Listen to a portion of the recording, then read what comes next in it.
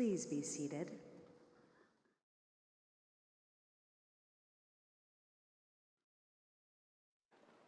I applied to DePaul, but I didn't think I was going to get in. I wanted to live in the city. I wanted to get out of the suburbs. I wanted to go to America. I heard about its support for veterans. It's where my father went. My daughter was taking classes, so I thought I would give it a try. I didn't know about the mission. I came here for the dorms.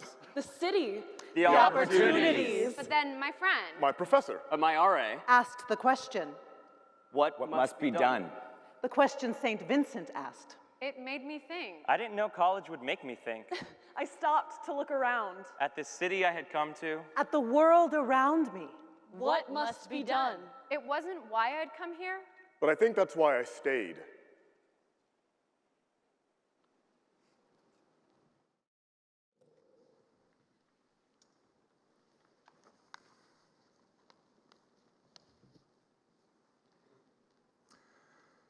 Your Eminence, Dr. Esteban, Father Holtschneider, Father Richardson, members of the Board of Trustees, Life Trustees, members of the corporation, Vincentian fathers and brothers, faculty, staff, students, administration, alumni, and friends of DePaul.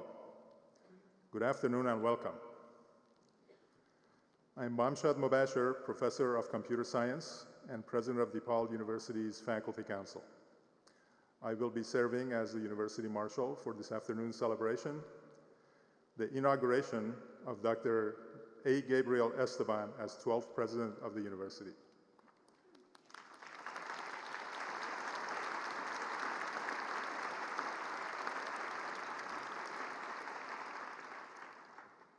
Now please welcome our host for these proceedings, Lisa Portas, Professor and Head of Directing at the Theater School.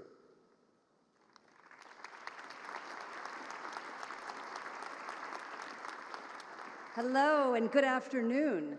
To begin our celebration, the DePaul Symphony Orchestra, conducted by the School of Music's Cliff Colnott, will present a special medley arranged for the occasion by Mr. Colnott that honors DePaul's international connections and the many ways diversity defines and strengthens us.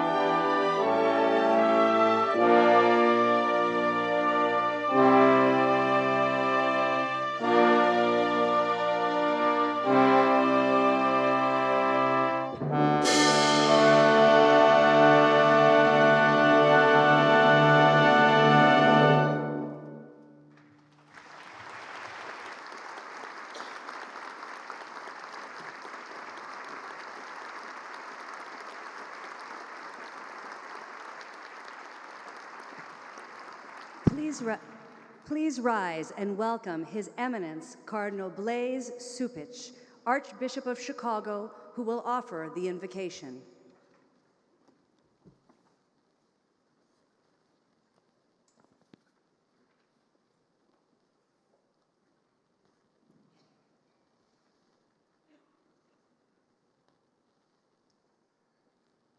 The kingdom of heaven is like a mustard seed, which the sower took and sowed in his field.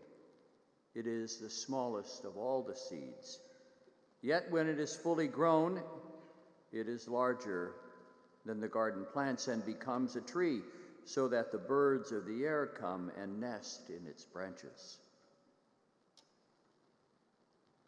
We give thanks and praise to you, O Lord, for revealing your presence and action in the world as we witness the growth of the seed planted by St. Vincent de Paul 4 centuries ago, and which now is the vigorous tree of Vincentian works for the poor, for the immigrant, for those thirsting for education and eager to be of service. This day, that great tree sprouts new life as DePaul University welcomes a new leader, Dr. Gabriel Esteban. He takes up this task as one who has learned the ways of a pilgrim, always walking with others, patient of each other's pace, respectful of their needs, humble enough to ask for directions, and hopeful enough to keep moving forward no matter the bends in the road or the unevenness of the path. These are all graces he has received, and which he values even more than the impressive record of professional learning and experience that he has achieved. So we ask you, Lord, this day to grace this new growth as you did the first planting. Bless the students whose personal sacrifices for a quality education are matched by dedicated and committed faculty, administration, and benefactors. Bless the congregation of the mission who keep alive the inspiration of their founder, so that this diverse community of gifted students may always appreciate that their education should benefit not only themselves, but their community, city, nation, and yes, the world. Bless the poor on this World Day of the Poor, on which Pope Francis reminds us that we must do more than meet their needs, but make encountering them and sharing life with them a way of life, for love has no alibi.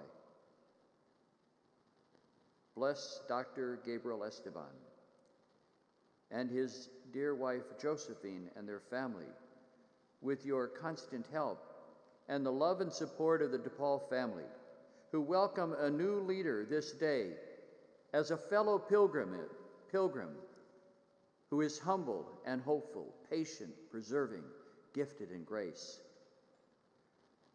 The kingdom of God is like the planting of the smallest seed that grows into a mighty tree. And today we praise you, Lord, for once again revealing to us that the kingdom of God is in our midst. We make this prayer in Jesus' name, amen. Please be seated.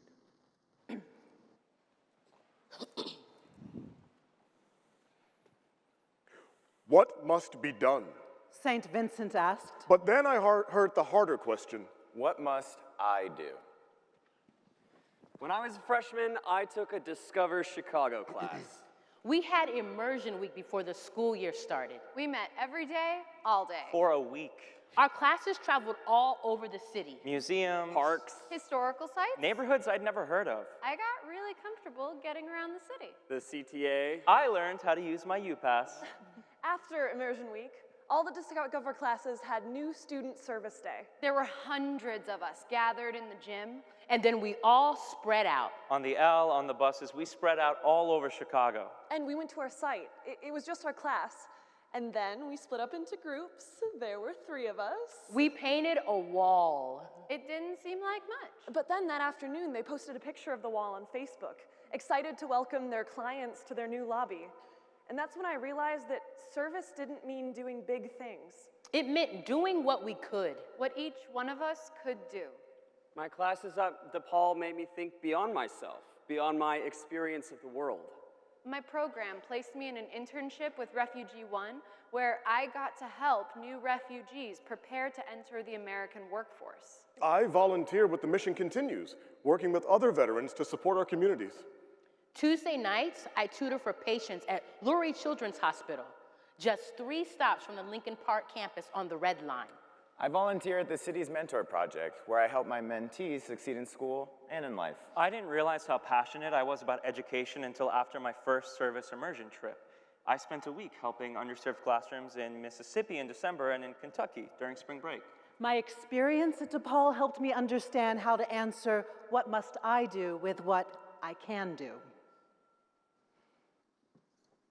At this time, I am pleased to introduce James T. Ryan, Chair of DePaul University's Board of Trustees.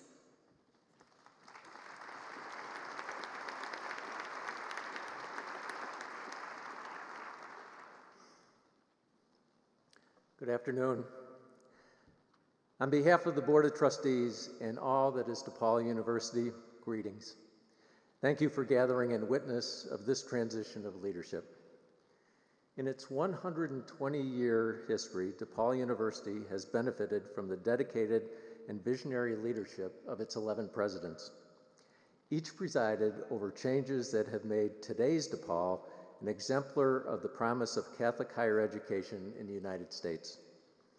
Beautiful new facilities, staff dedicated to student success, abundant use of the latest technologies and pedagogies, and a superb faculty. Our curriculum includes innovative programs never dreamed of, even in the last decade, which confirms that DePaul welcomes change. We should be mindful, however, that our obligation is not to this moment. Rather, our thoughts must be focused on the larger vision of the unique Catholic, Vincentian, and urban mission that we are dedicated to perpetuate. Open, inclusive, and diverse. DePaul University shall remain faithful to providing access and attainment to a quality education that benefits not only the students who receive it, but the entire community, nation, and world. We appreciate you joining us at this inauguration and welcome your participation and support of our new president, Dr. A. Gabriel Esteban, as he forges new strategies that will chart DePaul's future as a Catholic university in the tradition of St. Vincent.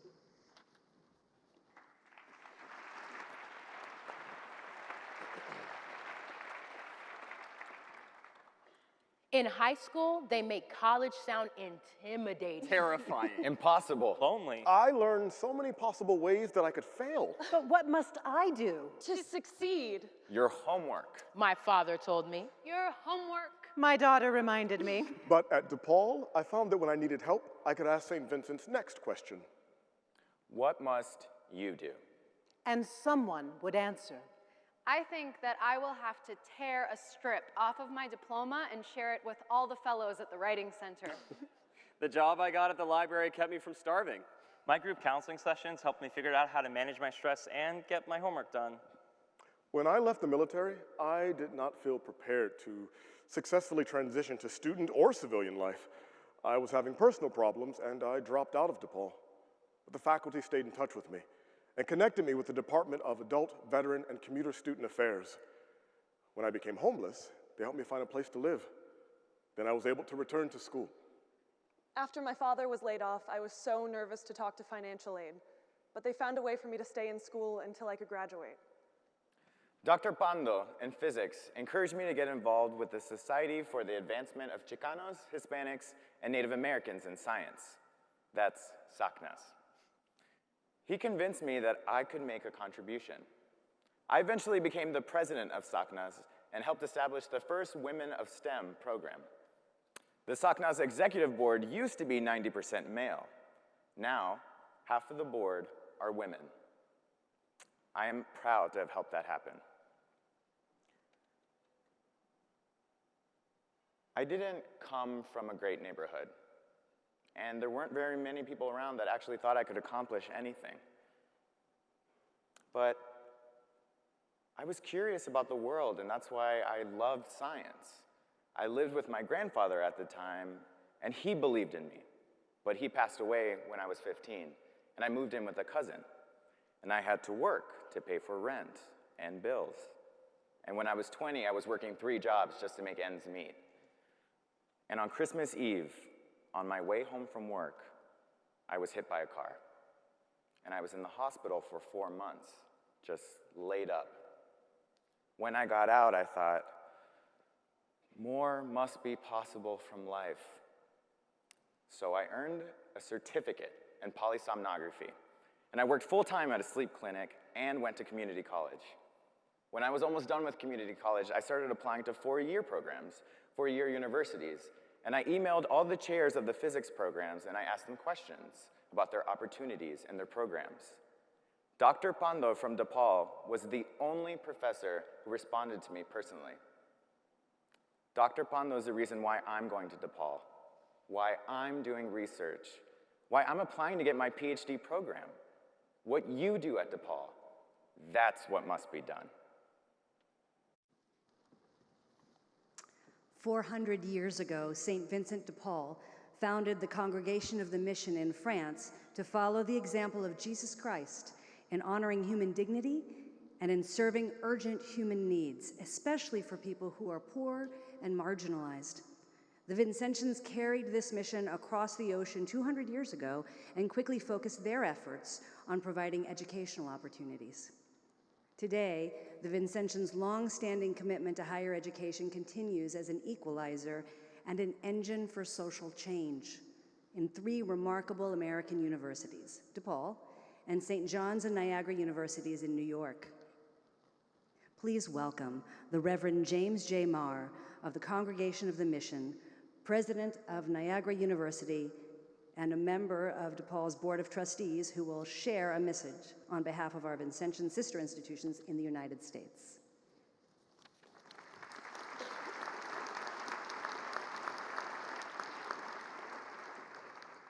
Thank you. I begin by thanking you for the honor and the privilege of addressing this assembly on this most special day. I am joined by the president of St. John's University, Dr. Bobby Gempesaw, and together we share what it is, along now with Dr. Esteban, to be a president of a Catholic and a Vincentian university. At the heart of the celebration of today is the recognition of the gift of DePaul University. The wonders of our students, our faculty, our administration, our staff, our trustees, and our alumni, who offer such exemplary teaching, research, service, and resources to the city of Chicago, to the state of Illinois, to our country and our world. My reflections today begin with the fundamental insight of Vincentian confrere Father André Dodin, scholar and Vincentian. He offers 3 fundamental insights into the life of St. Vincent de Paul. First, life expands through action. As St. Vincent would say in his conferences to the confreres, action is our entire task. Second, life and action receive their depth through truth and faith. And third, a life lived in faith must grow and adapt. In my experience, Dodin's words ring true, not only in the works of St. Vincent, but in his way, which was shaped by action, faith, seeking truth, and adaptability. As you well know, Gabe, your presidency will be challenged in ways that are foreseen and those that remain unforeseen. Remember the way of St. Vincent, who put all things in God's providence. These are incredibly challenging times for our nation and for higher education. Yet in these times, we often look to people who have walked the path of challenge. I offer the role model of Blessed Frederick Ozanam of 19th century France. He entered the way of St. Vincent as a student. He encountered the divine service of Sister Rosalie Rendu, who regarded the poor and the marginalized as her masters and lords. As her pupil, he learned that lesson well, growing into the way of St. Vincent as a community activist, an advocate for the poor, as an intellectual with a passionate love of literature, and as a lawyer who believed in justice. He straddled the worlds of the church, the monarchy, intellectual life, activism. For all of these worlds, he was never fully welcomed in any of them to make his home. Yet he pursued truth, beauty, faith, justice, and love. In his life, Ozanam never gave in to simplistic formulations of ideology and division, seeking always to be a person who embodied and created unity, bringing people together, reminding them of their common humanity. In the days ahead, look to Frederick Ozanam, who found unity within his own interior life and offered the balm of unity as a healer and a reconciler. As presidents, we must continually ask, how do we bring people together, calling them and challenging them to seek unity as Blessed Frederick did? Finally, look to the spirituality of St. Vincent de Paul. As the author Bernard Pujol writes, St. Vincent left us neither a learned treatise nor a body of doctrine, only the little volume of his rule, a brief synthesis of his spirituality. St. Vincent was content to lay out a road, to clear the paths, inviting his followers to continue the charitable works which he had begun. He opened the doors of the Catholic Church, teaching clergy to work and to learn from laity. Among the first who dared to value the contribution of women in life and ministry. He was an initiator of his assistance to abandoned children, to prisoners, to victims of catastrophe, to refugees and housebound invalids. He was a precursor, showing the way which is still followed today by institutions and governmental departments of social services. St. Vincent taught us the ultimate lesson that true charity does not consist only of distributing alms, but of helping the abject to regain their dignity and their independence. Gabe, make this the corner of your spirituality as president, and may God bless you with many happy and fulfilling years as president of this wonderful institution we call DePaul University. God bless you.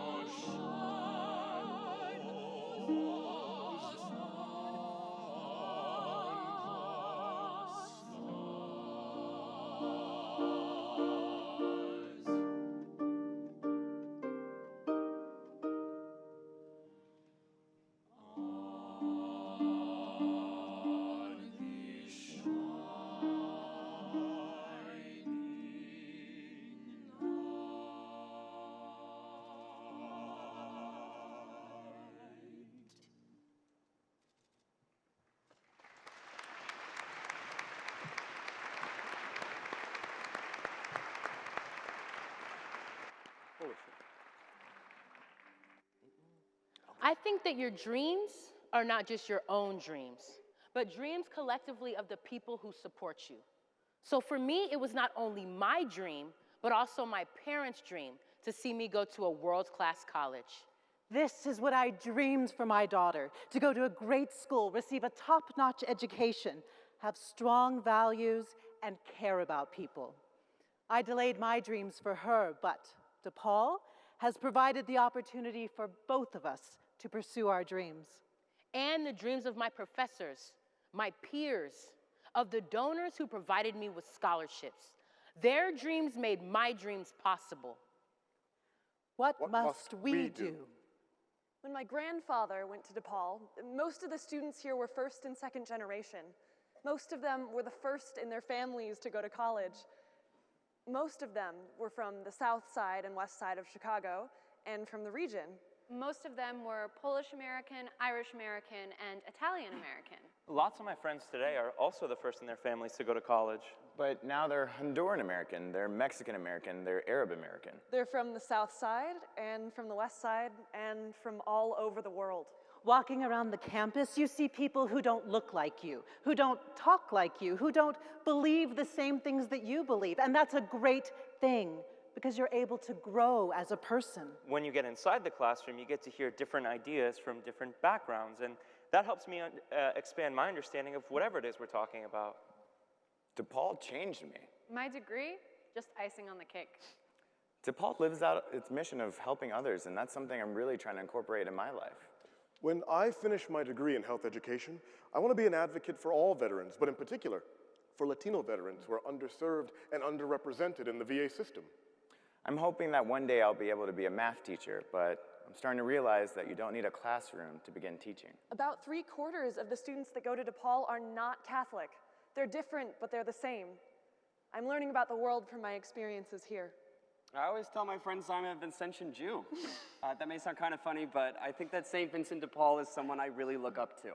The way he put himself to the service of others, he really helped those living on the margins and advocated for people who don't have the resources.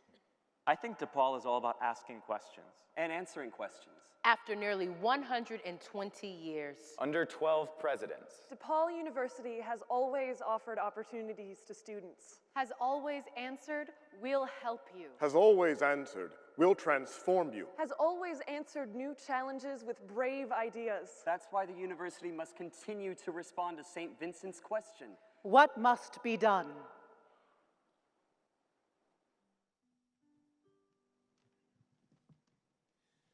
My spirit sing all day, oh my joy, nothing my tongue could say, only my joy.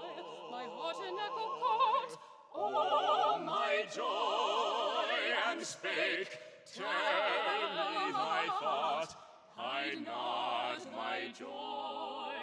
My eyes can peer around, oh my joy. What beauty hast thou found? Show us thy joy.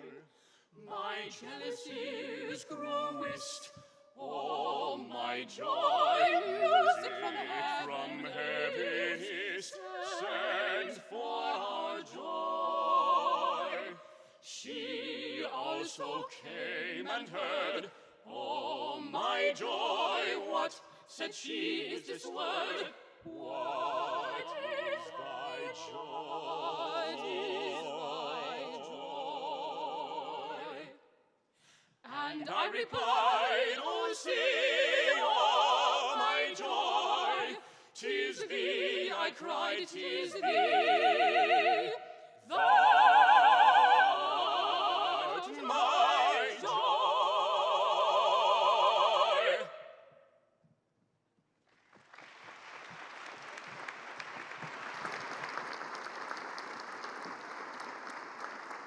Many thanks to our program's many talented performers. The DePaul Symphony Orchestra, conducted by Cliff Colnott, DePaul student vocalist Emily Margovich, Madeline Eilinger, Sebastian Armandaris, and Ryan Wolf, with guest harpist Michael Maganuco, and the actors and actresses who brought our students and alumni stories to life. You have our deepest gratitude.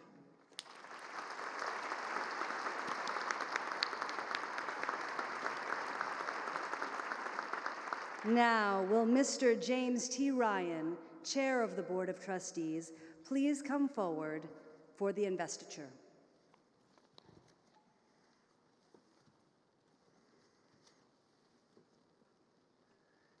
In DePaul University's 119-year history, 11 extraordinary Vincentians has led the university as president.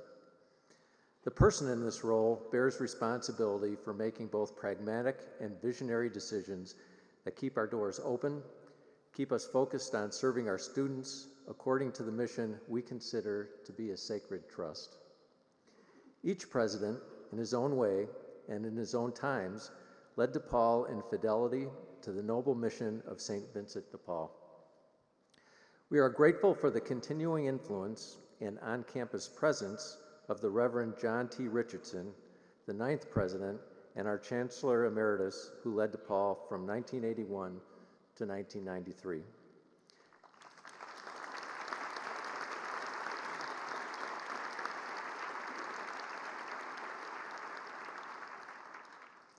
And we are joined today by our immediate past president and current chancellor, the Reverend Dennis H. Holtschneider, who promoted academic innovation, spurred campus development, and championed access to education during his 13 years of leadership.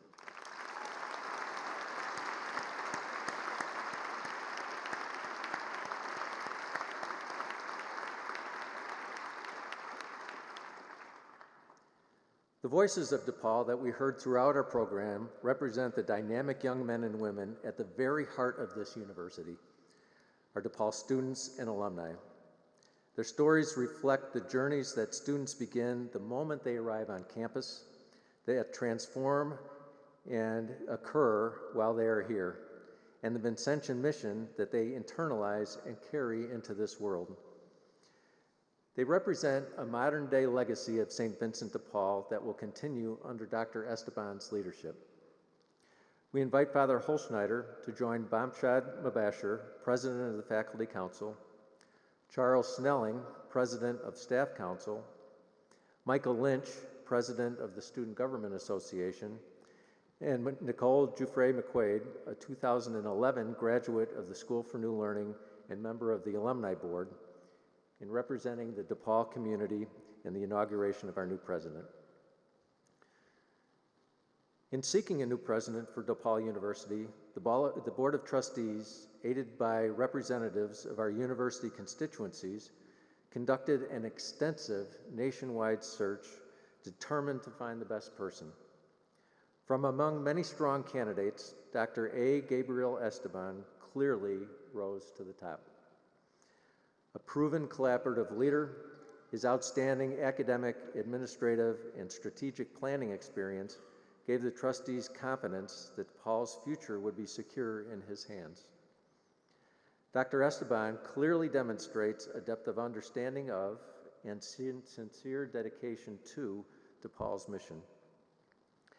As chair of the Board of Trustees, I certify that on February 6, 2017, the Board of Trustees unanimously elected Dr. A. Gabriel Esteban to succeed the Reverend Dennis H. Holtschneider of the Congregation of the Mission as the 12th President of DePaul University. Dr. Esteban, would you please join us?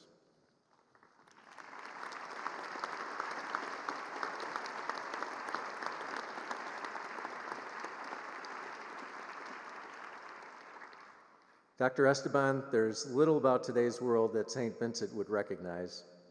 Much has changed, even since St. Vincent's College, the precursor to DePaul, opened its doors in 1898, and even since DePaul has welcomed a new president.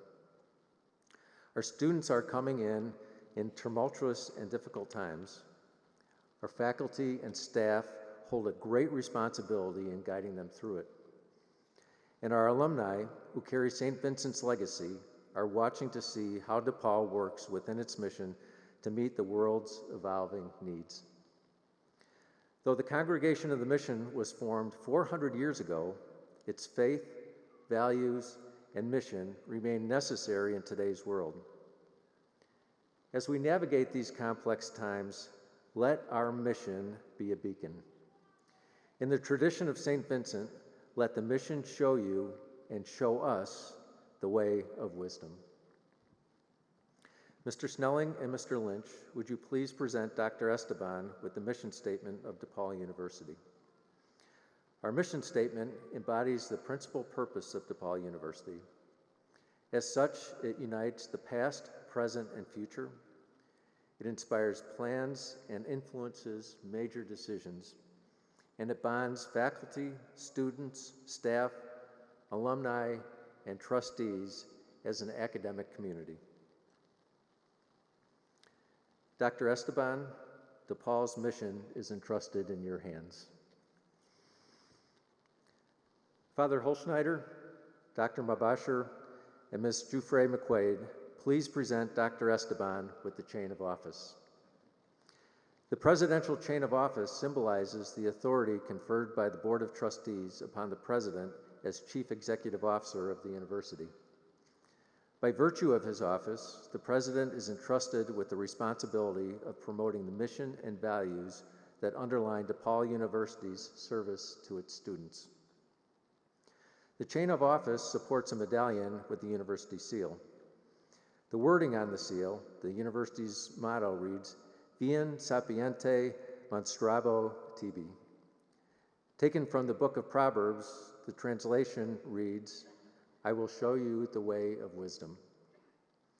The seal is suspended from a chain with links containing the heraldic symbols of each of the university's 10 colleges and schools. Dr. Esteban, St. Vincent also said, "In the end, what God expects from us in living our mission is simply our goodwill and our best efforts." We are confident we can expect this from you. Trust that you can expect the same from us.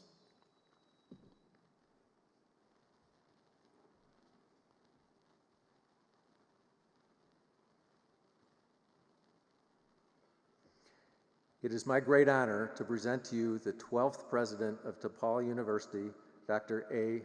Gabriel Esteban.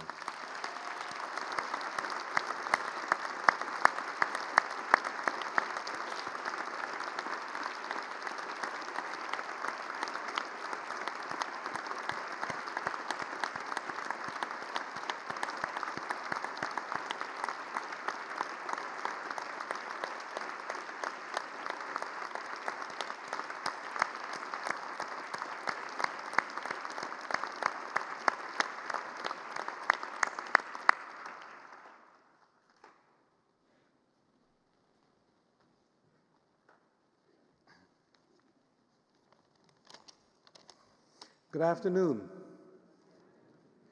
I would like to acknowledge His Eminence, Cardinal Blase Cupich, Chair of the Board, Jim Ryan, members of the Board and the Corporation, the Reverend Ray Van Dorp, our Vincentian community, and other members of the clergy.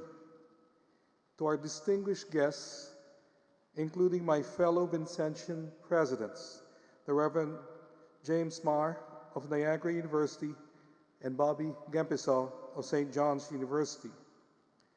Now, 2 of the 3 Vincentian presidents are from the Philippines. Colleagues and representatives from higher education institutions across the country, including my previous institution, Seton Hall University. You honor DePaul by your presence.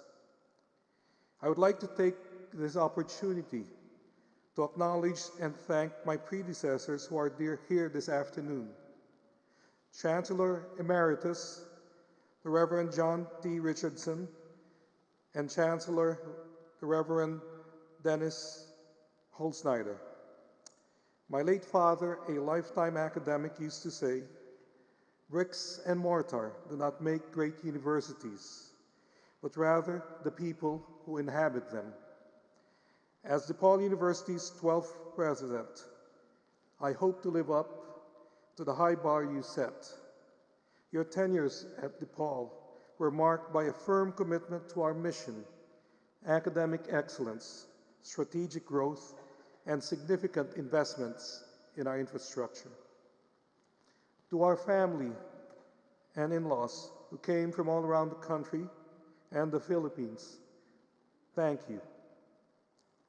To both our moms who live in the Philippines and could not travel, thank you. To our favorite and only child, Isabella,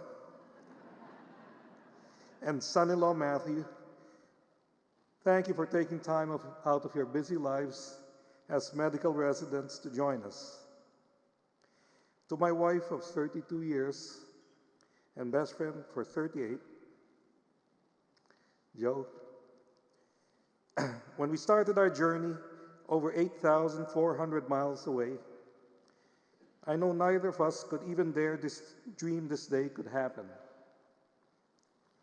We have been blessed in more ways than we can thank the Lord. Over the past few months, I've had the privilege and opportunity to meet business, civic, education, and religious leaders throughout Chicago. Invariably, I'm asked 2 questions.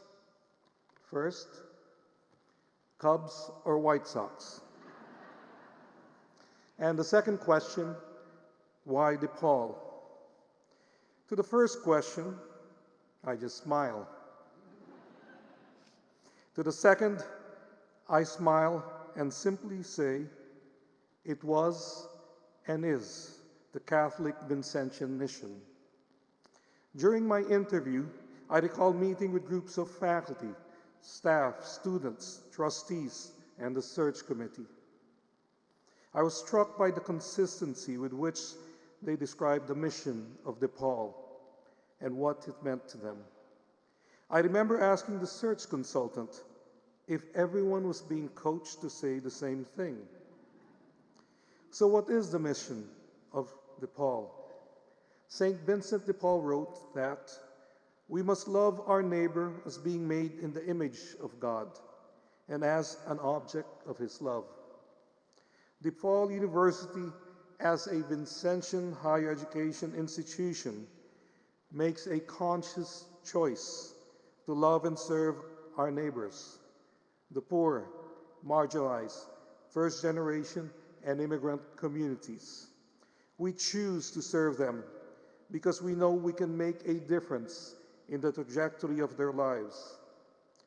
We choose to serve them because we know that society is better off if we can provide the opportunities for our students to succeed. We choose to serve these communities because we simply believe it must be done.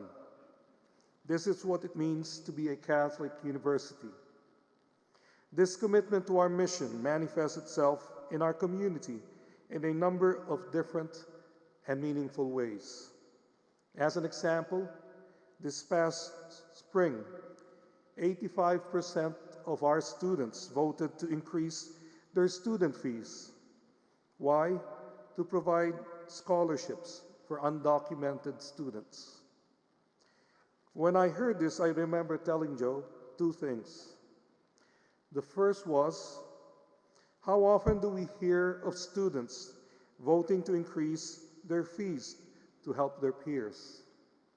The second was, we are going to the right place. However, this should have not come as a surprise, because our students provide hundreds of thousands of service hours to Chicago area charities and nonprofits. This drive to serve others and commitment to acts of charity towards others is one of our great strengths. Our efforts to serve these communities have resulted in countless success stories over the years. It is consistent with a charge given by St. John Paul II to the Vincentians in 1986 when he asked the Vincentians to search out more than ever with boldness, humility, and skill the causes of poverty and encourage short and long-term solutions, acceptable and effective concrete solutions. By doing so, you'll work for the credibility of the gospel and the church. Take recent graduate Stephanie Berryhill, for example. A native of Chicago's Portage Park neighborhood, Stephanie attended Chicago public schools. She was the first in her family to graduate high school and college. Service work was a very important part of her DePaul experience, and she volunteered in Englewood High School. She remembers all the students in the classroom had their heads on their desks. When she asked why, the teacher told her that even though they were seniors in high school, they couldn't read. She approached the students after class and asked what they wanted to do after high school. She asked, "Do you want to go to college?" One student said, "No, people like us can't go to college." Stephanie had grown up in a similar situation and told them, "If I can do it, you can do it." Stephanie's experiences led her toward a career dedicated to helping and teaching others. She earned a Bachelor of Science in Elementary Education from DePaul and was a student speaker at her commencement ceremony. Today, Stephanie teaches in the Hiawatha Elementary School in Berwyn. The success of our students comes as no surprise to us. DePaul enrolls more lower-income students than 92% of all colleges and universities in this country. We not only graduate our Pell-eligible students at a rate that is 17 percentage points higher than the national average, but it's also 10 percentage points higher than the graduation rate for all students. When our students graduate, about 93% find a job within 6 months. Our alumni lead Fortune 500 corporations throughout the country.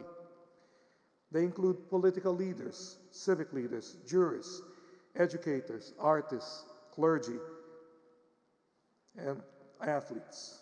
During their time at DePaul, they also fell in love with Chicago. In fact, more than 116,000 of our alumni call Chicagoland home. Joe and I have yet to go to an event where we did not meet multiple individuals with ties to DePaul. Our young alumni are also successful in ways that make a difference to society. Every year, the MacArthur Foundation awards the so-called Genius Awards. These are given to 30 to 40 outstanding individuals in select fields. DePaul is one of the few institutions in the world that can count 2 alumni who received Genius Awards in the last 5 years. DePaul alumni excel not only professionally, they also continue to live the Vincentian mission well after graduation. Sue Lee is an example. Sue attended DePaul's College of Law to prepare for a second career in public interest law. Her first career was in the ministry, both working in a local church and later at a Christian college. However, she wanted to be more involved. She enrolled at DePaul and was immediately drawn to the Center for Public Interest Law. In between classes and assignments, she volunteered for a number of public interest legal organizations. Why? In her words, so many people, even after they've served their time in prison or completed their community service, and after their case is closed, are still suffering the consequences of having a criminal record. And that for many years. Somehow, an employer, lawfully or unlawfully, gets a hold of one's record, and that person may face barriers to employment, housing, or public benefits. It's all affected certain people who are unable to move on in their lives, and I feel that this is an injustice. Upon graduation, Sue began a 2-year fellowship as a full-time staff lawyer for Cabrini Green Legal Aid, determined and excited to bring justice to those in need. As an industry, however, higher education and DePaul is not without its challenges. The Great Recession, along with the decline in state and federal support of higher education, exposed the financial frailty of our sister institutions that enroll some of the most underserved populations in this country. Tuition assistance programs, such as the Monetary Assistance Program known as MAP in Illinois, and Pell, can significantly affect the ability of our underserved populations to access a high-quality education. The younger population in the Midwest, including Illinois, is also shrinking. This shift in demographics will result in a projected 19% decline in the number of high school graduates in Illinois alone over the next 2 decades. In addition, some leaders have questioned the value of not only a strong liberal arts education, but also any type of education that does not lead to a positive return on investment. Families have begun to ask, is it worth it? These factors have resulted in the mergers or closures of some of our sister institutions. Should this concern us? Is society better served by the closure of the smaller, or maybe even some mid-sized institutions? After all, is this not just the market taking care of inefficient players? I beg to disagree. We are part of a larger and somewhat hierarchical ecosystem comprised of highly selective to open access higher education institutions, large and small, rural and urban, public and private universities and colleges, serving unique and sometimes niche populations. DePaul University fills one such niche. We serve students who want and need access to nationally ranked academic programs taught by distinguished faculty who bring real-world experience to the classrooms. We serve students who want an education that will prepare them not only for successful and fulfilling careers, but also for a lifetime of service to the common good. We serve students who believe in a life well lived means seeking out justice and charity for our most vulnerable brothers and sisters. While I am well aware of the challenges that lie ahead, I know DePaul will continue to thrive and prevail for the next 120 years and beyond. Our faculty are innovators, and they continue to develop new academic programs to meet changing needs. In fact, 25% of our students are pursuing degrees in programs developed over the last 10 years. I know DePaul will continue to flourish because of our partnerships with the Chicago business and nonprofit communities. Our unique partnership, for example, with CineSpace, allows our film students to work on actual sound stages alongside professionals producing top-rated shows like Chicago Fire, Chicago Med, Chicago PD, and Empire. For some reason, there's Chicago in all these. Our collaboration with 1871, Chicago's prestigious entrepreneurial technology hub, gives our students, faculty members, and alumni access to tools that are vital to launching a business, including mentoring and legal support. I believe in DePaul because our faculty and staff are committed to providing excellent academic opportunities not otherwise available to the students we serve. As a result, our academic programs continue to garner national attention. From video game design to acting to entrepreneurship, DePaul's programs are routinely ranked among the top 25 in the country. Beyond rankings, the commitment of DePaul's faculty and staff is visible every single day at DePaul. You see it in the faculty member who helps students get an interview for a prestigious internship, or when a staff member collects gift cards for students who cannot afford food or basic necessities. In the few short months that we have been part of the DePaul community, we have been impressed and energized by the dedication of our faculty and staff and their commitment to our mission. This was demonstrated in last week's annual 25-year luncheon. The luncheon celebrates faculty and staff who have worked at DePaul for 25 years. And this year, we inducted 38 new members into the club, the largest group of faculty and staff in our history. DePaul's faculty and staff are the bedrock of our institution. Today's ceremony may center on the president, but a university does not. I am but one of the many asked to serve, and I'm honored and humbled by your faith in me. The faculty and staff are the true heart and soul of DePaul. As we develop a shared vision for our future, our Catholic Vincentian mission will serve as our guiding principle.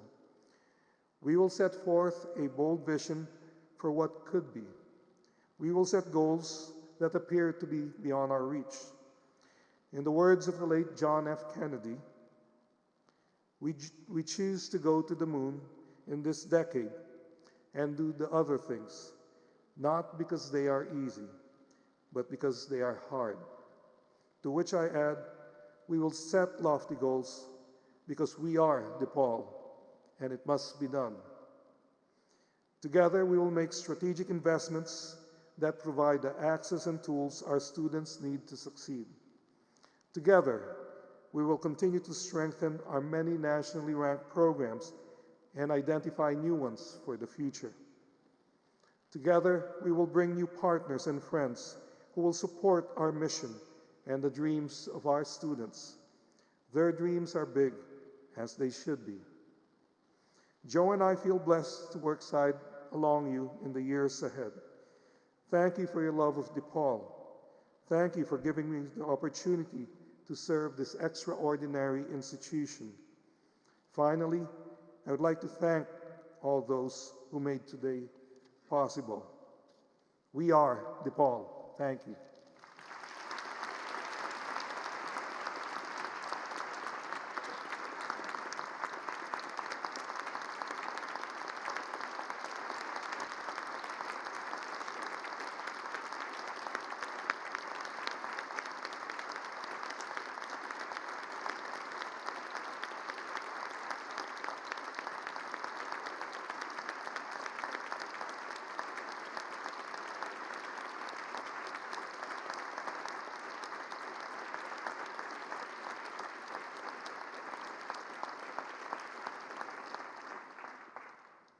Thank you, Dr. Esteban.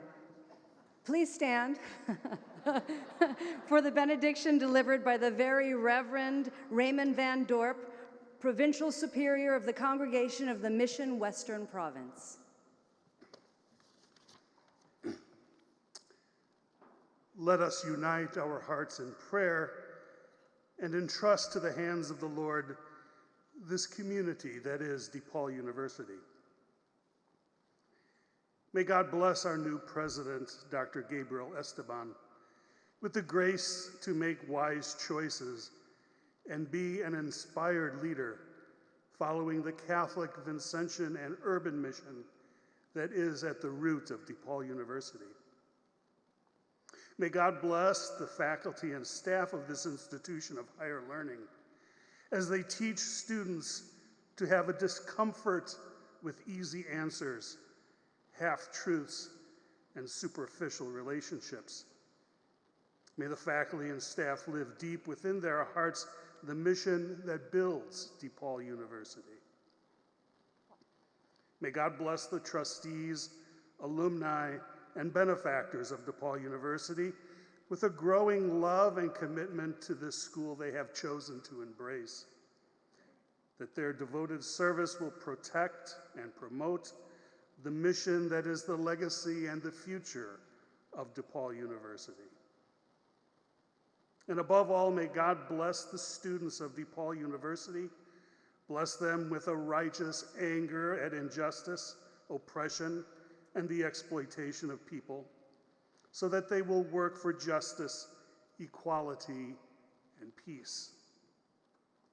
May God bless them with the foolishness to think that they can make a difference in the world, so that they will do the things which others tell them cannot be done. May their youthful energy and integrity be a gift to DePaul University and to the whole world. And may the Spirit of our good and gracious God watch over and bless this community of good and generous people that is DePaul University. This prayer of blessing we affirm with one voice. Amen.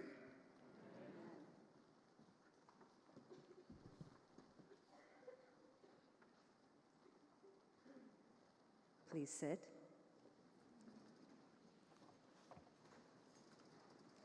Thank you for joining us this evening. Everyone is invited to the reception following immediately upstairs at the Lakeview Terrace. As you leave the ballroom, look for the staff to guide the way. And please be seated, I guess you are seated, and remain seated for the academic recessional. Again, thank you and good night.